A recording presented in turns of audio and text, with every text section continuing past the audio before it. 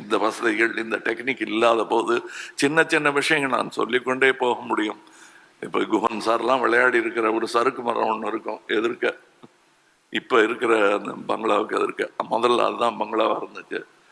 அதில் எப்படியாவது போய் விளையாடணுன்னு முத்துராம சார் அங்கெல்லாம் போகக்கூடாது, நீங்கள் வான்னு கூப்பிட்டு வருவார்.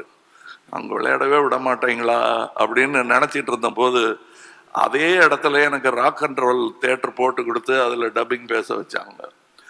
அந்த கருவி தான் நான் விளையாடுவதற்கு சரியான கருவி என்று என்னை ஒரு பிள்ளையாகவே சொன்னார்கள். அதனால்தான் பேர் செல்லும் பிள்ளை என்று அவர்கள் படத்திற்கும் பெயர் வைத்தார்கள்.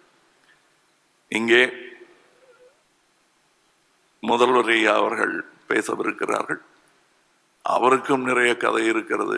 இந்த சரவணன் சாருடைய 65 வருடத்தில் அத்தனை வருடத்திலும் எனக்கு தொடர்பு இருந்திருக்கிறது என்பதில் எனக்கு பெருமை. காரணம், அவர் கையை பிடிச்சிக்கிட்டு நடந்து வந்த பிள்ளை இன்று இந்த மேடையில் அவருக்காக நினைவை ஒன்றை உங்கள் முன்வைக்கிறது. அவ்வளவுதான்.